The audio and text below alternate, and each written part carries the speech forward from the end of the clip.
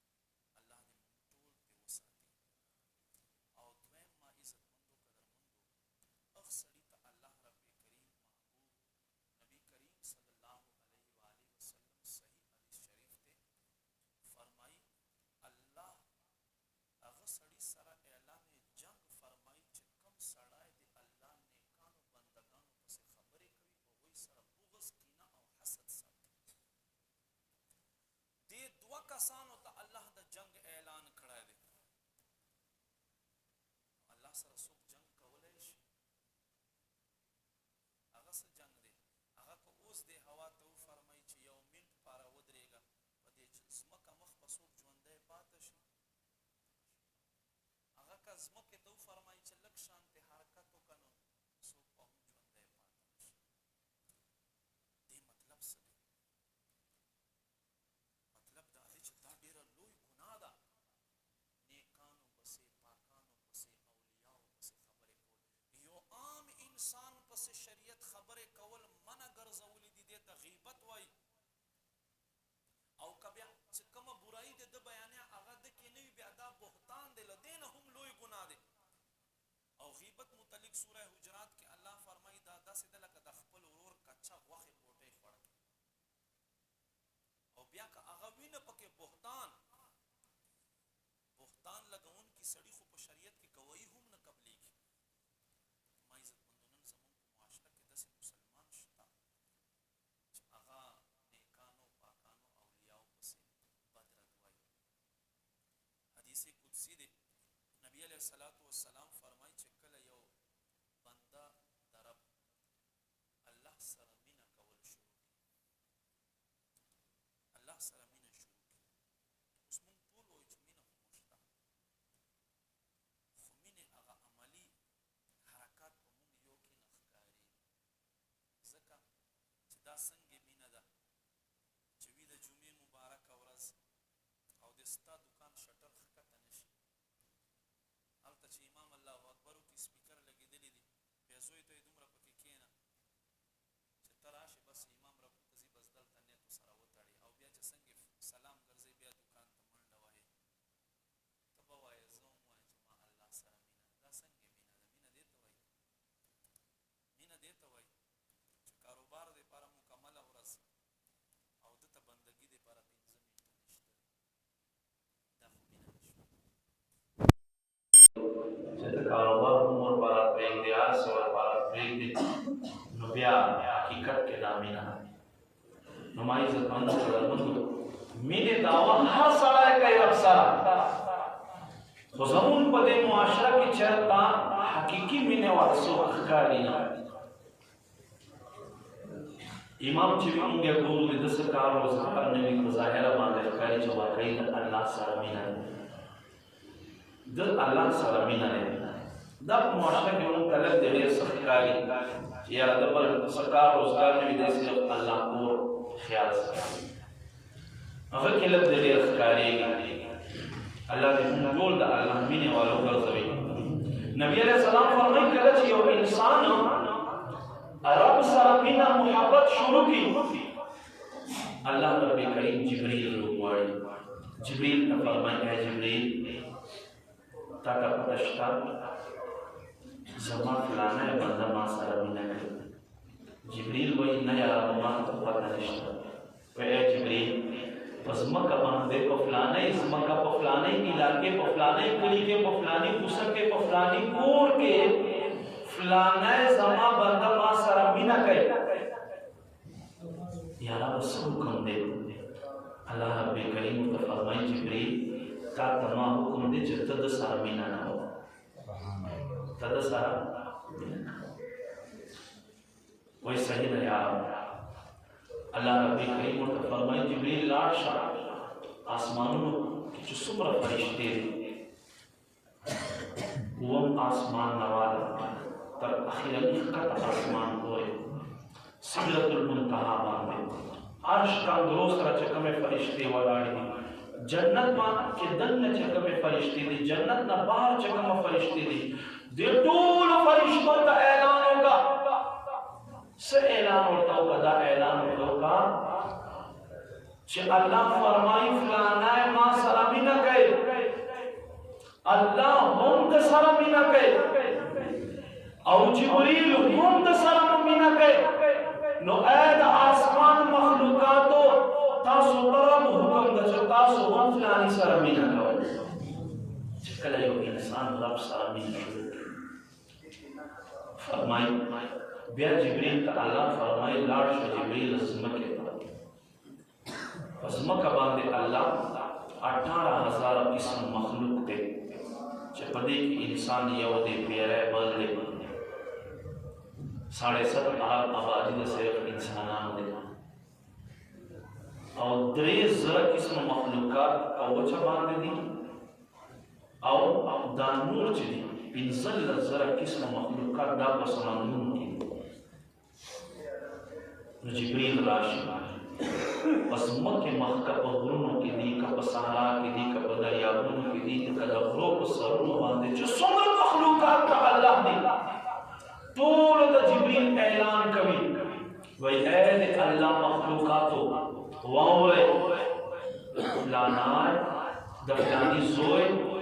فلانی علاقے دا فلانی ملک فلانی کلی کے فلانی مسکے کو فلانی کور کے وہ سنون کا سڑا ہے اللہ سرمینہ کبھی جبریل اللہ ہم دا سرمینہ کبھی اور جبریل ہم دا سرمینہ کبھی آسمان مخلوق ہم دا سرمینہ کبھی نو اید اسمہ کے مخلوقاتو تاسو ہم دے فلانی سرمینہ محبت کوئے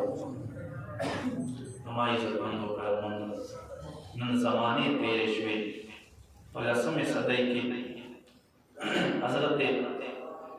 پیر بابا رحمت اللہ تعالی علیہ دنیا پادہ فرمائے تقریباً سکم 1500 کال وہ شو جو دنیا نے پادہ کرے دا فخار سڑی مزرہ کی مینہ نور صاحب اور دا مینہ اختیاری نے دیتا غیر اختیاری دیتا دا دا جبریل حکم لوجہ نمینہ او کچا پزر کی نوی اگر ہم اللہ تا توبہ تائب شچ اللہ ما پزر کی ہم دا نیکان مینہ واچھے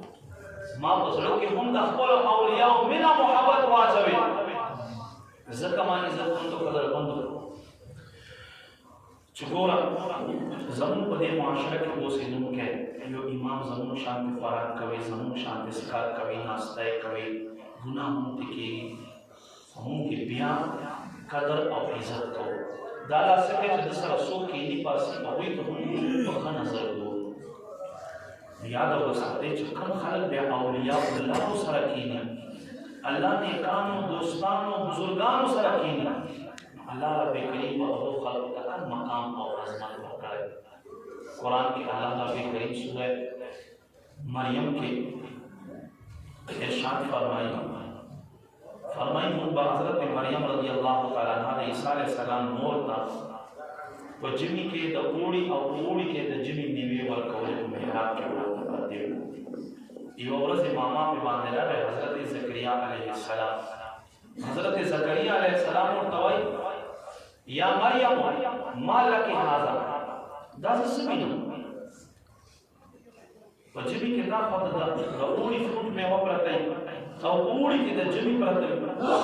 داولی اغا سیزن خود الترازی و اغا سیزن علاوہ خود الترازی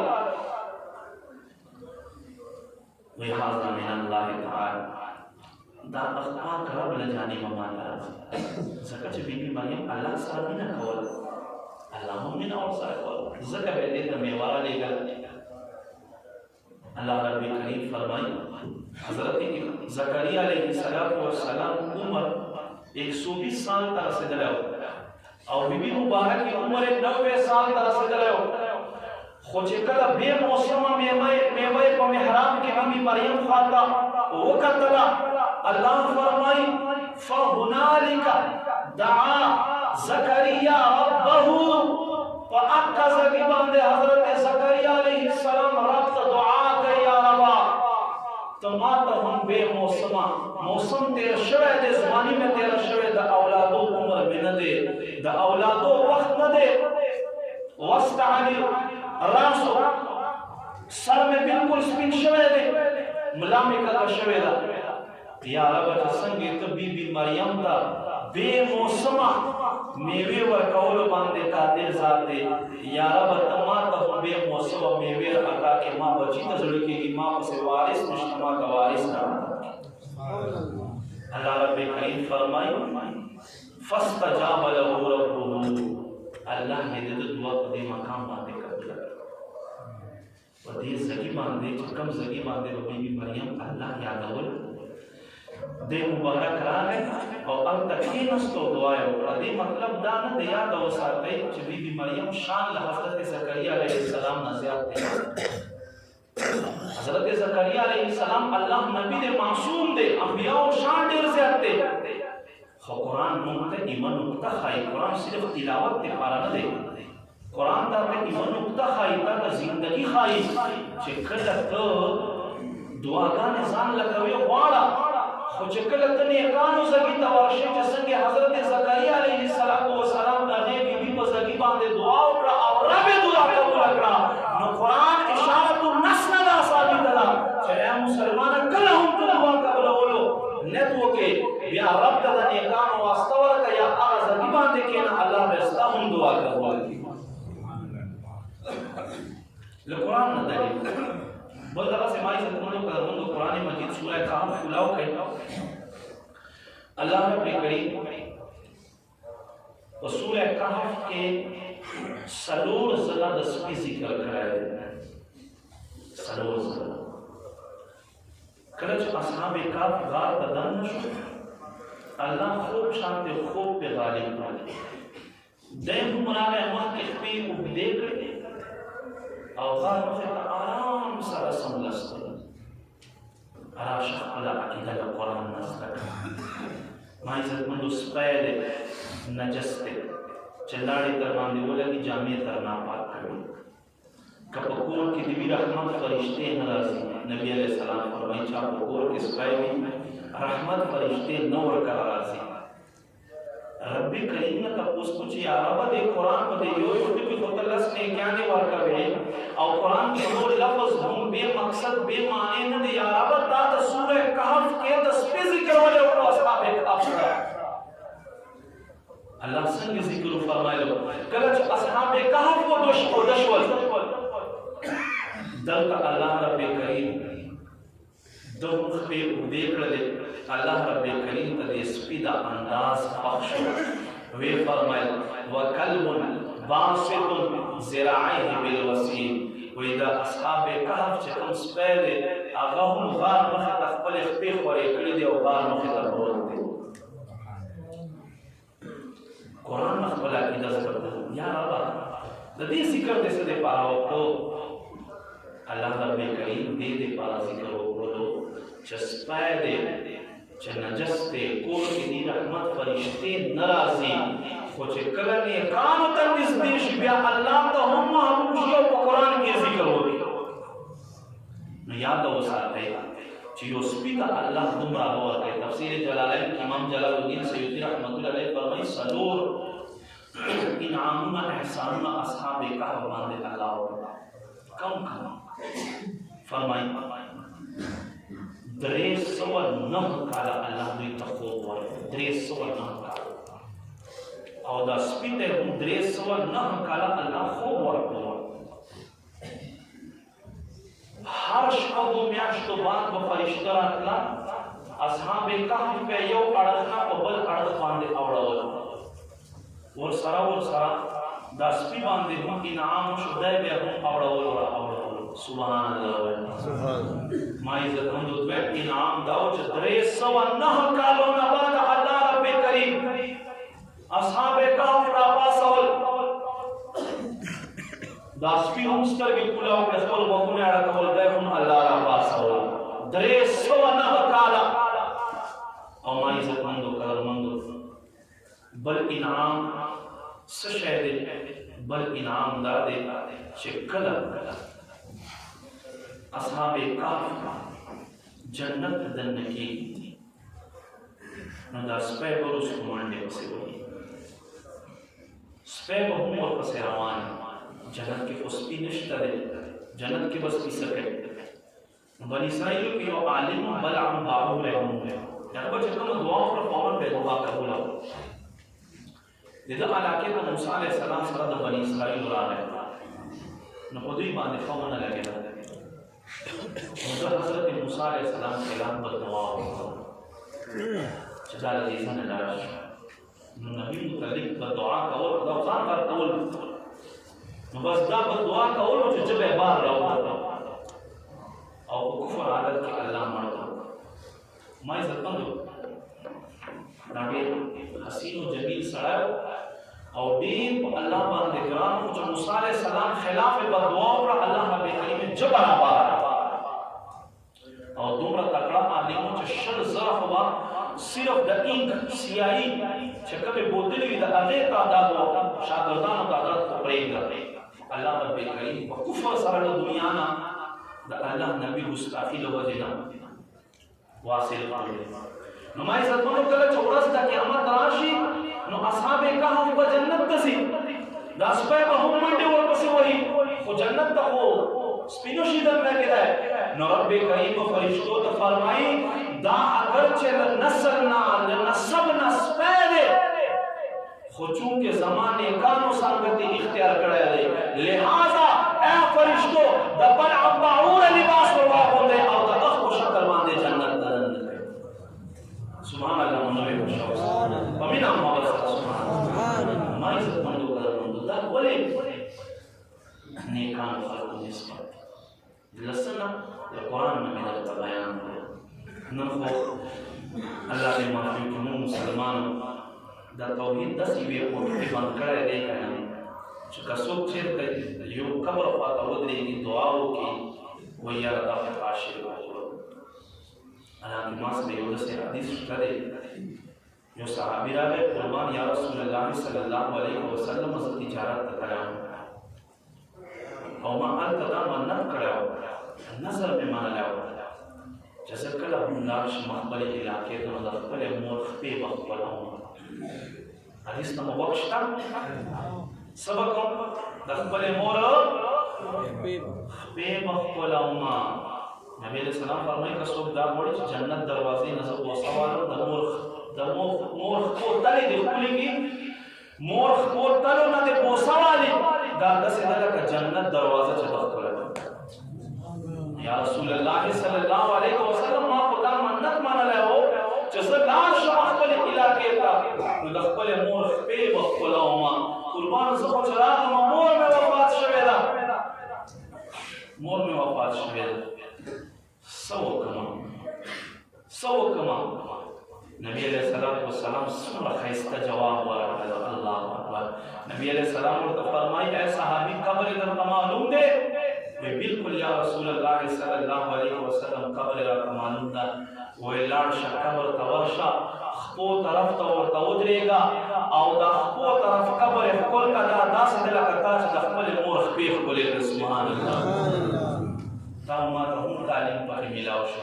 چې مور دې د دنیا نه تللي بس خپو طرف ته ودرېږه وایي چې مورکۍ شپې خو دې ښکلولی نه شم خو خپو طرف ته به دې قبر ښکل کوم.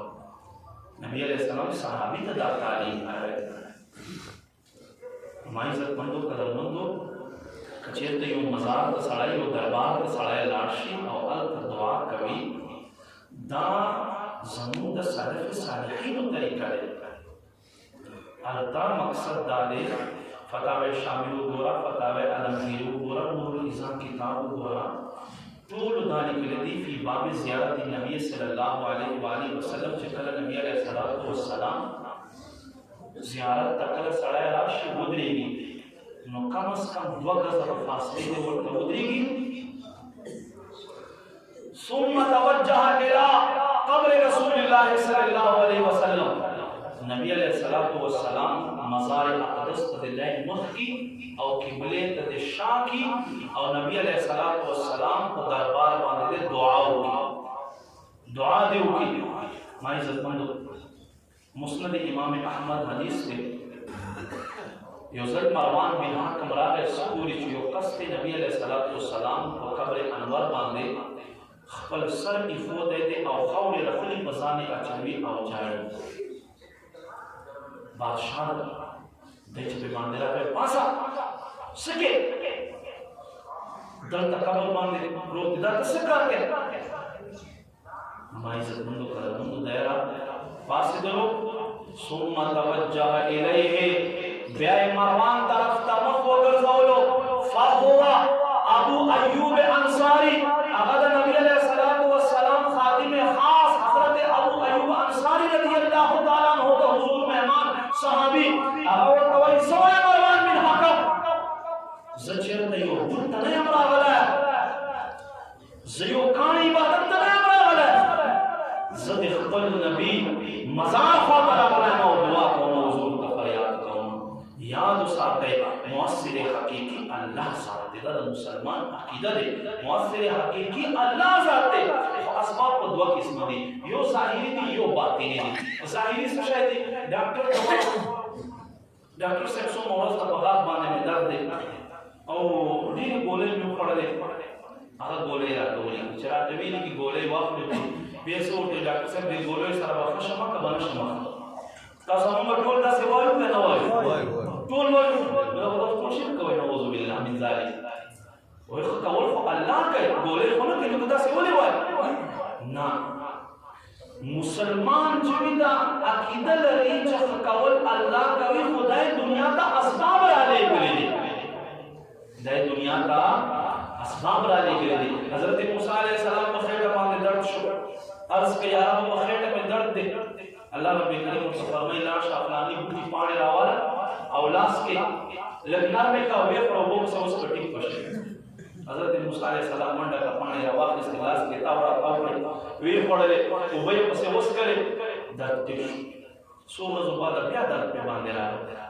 او له دې نه سخت درد راغی عرض کړه یا رب کریم اوس څه وکړم الله رب کریم ورته فرمایي موسی علیه السلام الله رب کریم نے تپوس کړو داسې منډه کړه پاڼې راواخیستې او لاس کې تاو راتاو کړې ویې خوړلې اوبه یې پسې وڅښلې بس تر خېټه رسېدلو چې هغې سره درد نور هم سیوا شو رب کریم په بارګاه عرض کړه یا رب کریمه بله ورځ دې راته وښیلې ښه شوم اوس سره نور خو مې درد سیوا شو اوس څه وکړم الله رب کریم ورته فرمایي ما شفا پکې اچولی او موسی علیه السلام اوس خو شفا نشته تا ته نقصان درکوي زما شفا بغیر خو زهر دی ورځه زه اوس بیا شفا پکې اچوم او ویې کړه ته به ښه شې حضرت موسی علیه السلام چې بیا لاړلو روا یې اخیستلې خولې ته یې واچولې الله رب کریم شفا ورته نو شفا ورکوونکی الله د مسلمان عقیده ده نو ما عزتمندو په ګولۍ باندې ته نه مشرک کېږي خو که بیا چېرته پیر بابا دربار ته لاړ شئ حضرت خواجهګان حضرت خواجه چشت اهل بهشت حضرت خواجه غریب نواز رحمت الله علیه دربار ته لاړ شي نو دا ډېر نادانان وایي وګوره دا شرک کېږي لګیا دی که یاد وساتئ مسلمان چېرته شرک نه شي کولی چې یو ځل خپل تندی رب ته ښکته کوي هغه دا عقیده وي چې رب نه علاوه بل چا ته سجده روان نه دی تعظیمي سجده زموږ په شریعت کې هر چاته چې وي که پلار او مور وي که استاد وي که پیر وي تعظیمي سجده حرامه دی او که سړی وایي چې نه عبادتي سجده دی زه یې ورته کوم بیا کفر دی چې هر څه څوک یې کوي خو چې کله یو مسلمان دربار ته راشي او ښکلوي یې بیا په دې نظر باندې مه ګوره چې دا خو ګناه کوي دا خو داسې دی نه دې ولي سره مینه محبت کوي دې ولي سره مینه محبت کوي او ما عزتمندو قدرمندو نن په دې موجوده وخت کې حضرت خواجهګان حضرت خواجه غریب نواز رحمت الله علیه دربار ته لاړ شي هندوستان ته او وګوره انګریز هم راغلي دي برطانیې باندې حکومت کول به برې صغیر پاتوهین باندې حکومت کول خو چې نن تاریخي جملې ویلې دي نن هم په هندوستان کې یو داسې مړی دی یو داسې زیارت ته چې هغه مړی هغه قبر باندې خپل قبر نه په خلکو باندې حکومت کوي لګیا دی نن هم ورشه دا اولیاء دی د دوی فیضان دی چې ما عزتمندو قدرمندو نو موږ ته پکار ده چې کله هم ما عزتمندو قدرمندو داسې نیکانو خواته تېرېږو یا څه پریشاني مو راشي بیا ما عزتمندو قدرمندو موږ ته پکار ده چې داسې نیکانو له ورځو هلته دعاګانې کړو ما خیال کوي پروشنه ماته ګډې ښکاري خلک بار بار بولي بهرحال ما عزتمندو قدرمندو نیکانو پاکانو خواته دعا کوئ بخاري شریف کې یو ډېر لوی حدیث دی یو سړي نن مې قتلونه وکړل اخر کې د اسرایانو یو عالم ته راغی وایي ما خو نن مې قتلونه یو کم سل مړي مې کړي دي اوس څه وکړم وایي اوس څه کوې اوس توبه باسې نن مې قتلونه دی خو اوس توبه باسې ځای نشته نو دی غوسه شو هغه یې هم مړ کړو وایي سل خو دې پوره کړم نبی علیہ السلام فرمایي سل مړي وکړه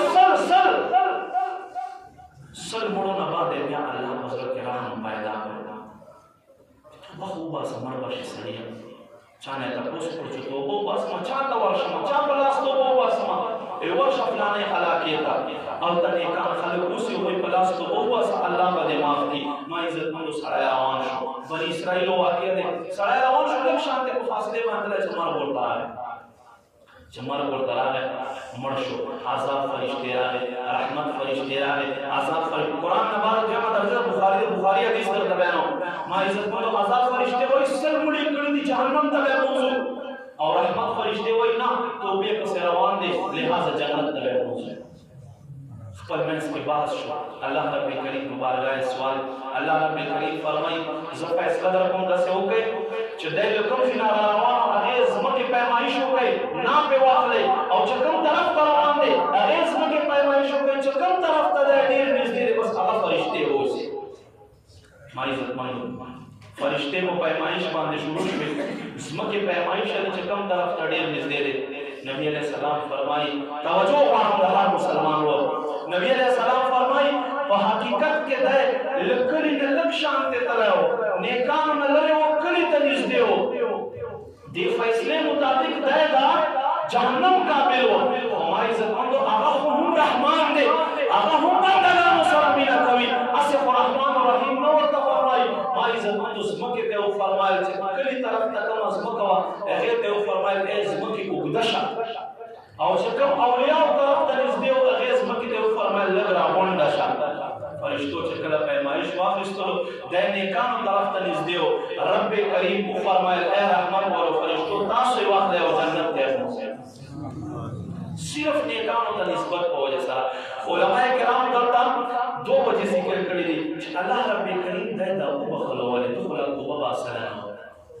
فرمایي په دوه وجو باندې یو وجه دا چې کله د سر قدم شروع شو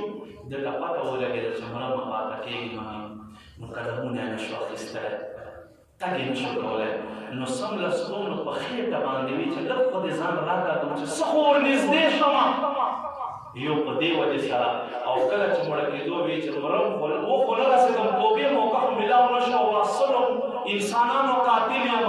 نو خپل مخې دې نیکانو طرف ته کړو وی چې کېدای شي په دې مې خدای وبخي رب کریم ته دې دا دوه کارونو خوند ورکړلو او رب کریم د سلو کسانو قاتل وبخلو به حساب عادت سے مهربان بادشاہ دی نو عزت میں مونږ ته پکار ده چې اولیاء سره مینا محبت کو او یې ایثار ثواب لپاره خیراتونه کو نن د خواجه غریب نواز رحمت الله علیه د چشتی سلسله اعلی عظیم پیشوا اوس مبارک ته او داسې ولی تیر شوی دی چې په یو کرامت باندې 90 لاکھ خلک مسلمان کړي دي الله رب کریم دې نیکانو بندګانو موږ ته اسلام را رسولی دی نن چې په سوال په دې ریاست کې مسلمان دي دا ټول د پیر بابا برکات دي دې نیکانو کله زما په تکلیف باندې خدا د ما درې کاله وشو نو د مسلمان شو ځکه چې موږ خپل ناقص یو هغه اصل خلقو هغه حقيقي خلقو او رب دوستانو الله رب کریم دې موږ خپل دوستانو ګرځوي او د دې خلقو په نقش قدم باندې تک کولو توفیق را نصیب کړي آمین بجاه نبی صلی الله علیه وسلم